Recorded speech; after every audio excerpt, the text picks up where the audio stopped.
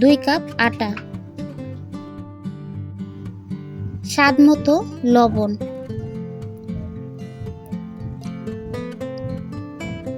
2 table চামচ soybean তেল। আপনারা চাইলে ঘিও ব্যবহার করতে পারেন। ভালো করে মিশিয়ে নিতে হবে।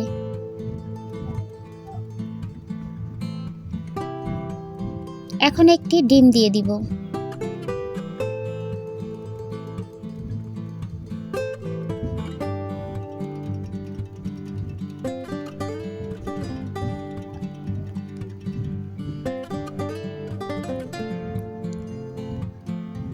নরমাল তাপমাত্রা ঠান্ডা পানি।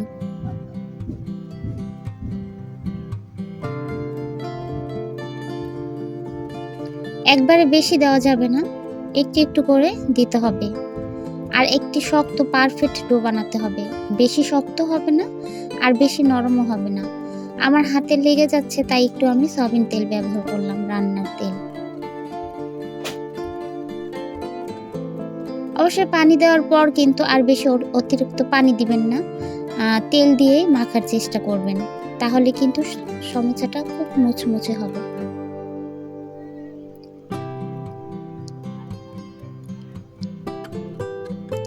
ভালো করে আমি মথে নিব। আমি ডোটা কিন্তু ভালো মতো মেখে নিয়েছি। দেখুন একদম পারফেক্ট হয়েছে।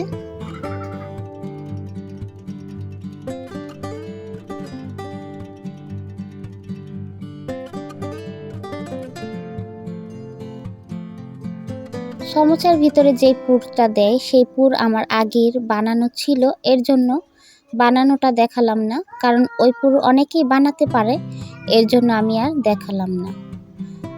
এর আগে আমরা খেয়েছি, বানানো আছে, তাই আমি আর দেখালাম না।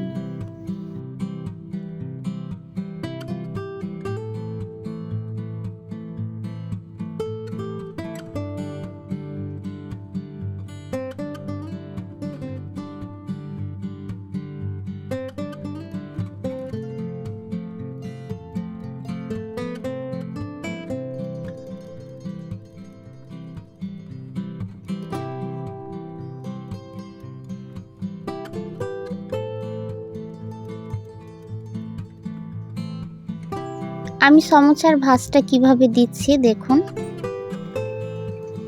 এইভাবে করে ভাঁজ দিয়ে নেবেন। এই যে সাইডে আমি এটা পানি দিয়ে আটকিয়ে দিব। এখন এর ভিতর আমি পুর দিয়ে নেব। আমি এই পুরটা বানিয়েছি গাজর, আলু, চিকেন দিয়ে। আবার এর ভিতরে আমি সিদ্ধ ডিমও দিয়ে দিব কেটে। সবগুলো এভাবে করে আমি বানিয়ে নিব। এই যে আমার সবগুলো বানানো হয়ে গেছে। আমি চুলাতে একটা প্যান বসিয়ে দিয়েছি, এর ভিতর তেল দিয়ে দিলাম। এখন সবগুলো আমি ভেজে নিব।